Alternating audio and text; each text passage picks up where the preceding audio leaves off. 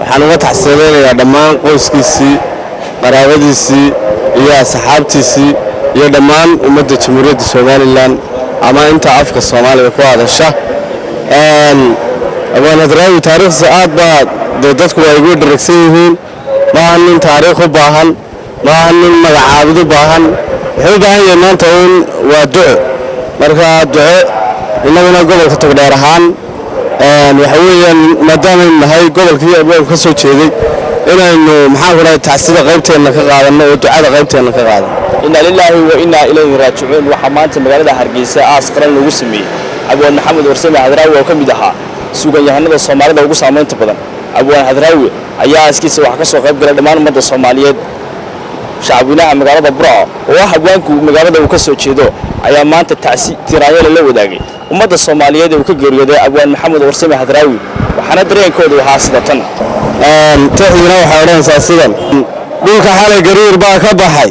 labada goosooda sanadaaba gooyayso dayso gobolkii wada goonaydeen ma jirin godan qabeedaay annagu gashil loo dhigay ma qaban gama la sheegay wuxuu waagu galay igu yiri gaar sidaan ahay gud arbaa absaday oo Togdheer geeri baa timiyaad raawa galbadeeda leeyay galabta sheekha waxa galeeyada ay baday ilmadu uga gobolaysay waa galowga dhiiladu sidiyo waxa shareenkii iga gurud haran xalay gadiyay galowgu weeyaan haddii abwaankaas baxay ii gargarinaayay haddii nabadda laba gowliye garab la siinaayay gurboodka iyo waayeel hadday gudashu deeqaysay hadduu geedka iyo loo fadhiyay guriga hooyaadba gawaan maran haddaan taagannahay warayacawshaas yaan gaboodsan doonaa abwaan guuna baa baxay ninku garasho dheer buu ahaa gaanka nololeeda dhaqankana gooweyn buu ahaa loo gaboodsado gaashaan afkeenu ahaa aan la goyn karina gacal iyo xigaal buu ahaa gumaradoodii markuu guluf dagaal taagaye rag isku guulguulo golfafaa iyo meydkuba markuu geela yahay ciidda gacallow adraawi u guntada gubashadoodaasi abwaankii gadooduu ahaa ee gaar wax loo tara ee godannimo haddii uu ilaah geliyey ruux noolba midka lagu jadeeyo hadraac gooste keligii adduunkaba qof aan garab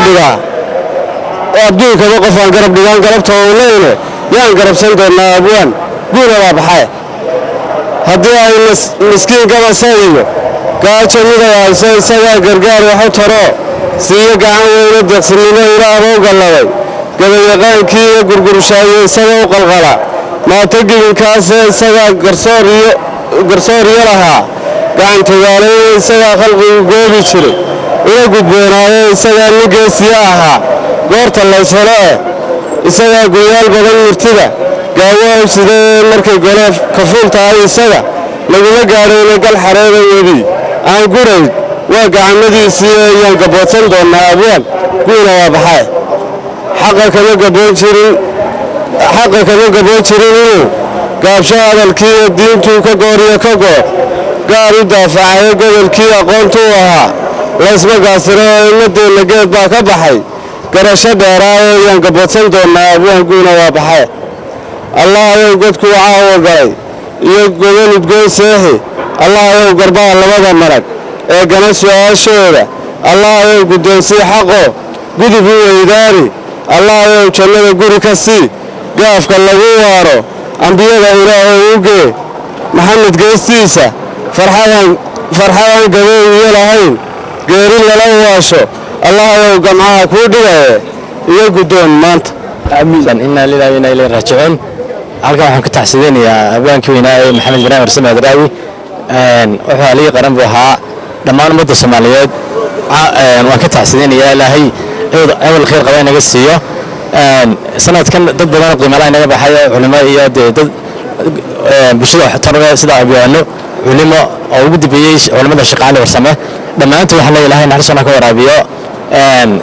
dadkii dhalinyarada dambe bedel lahaana loo baahan yahay inaynu halkooda buuxino kaalintoodii dadaal sameeyno isku duubni markaan taas kaga baxaya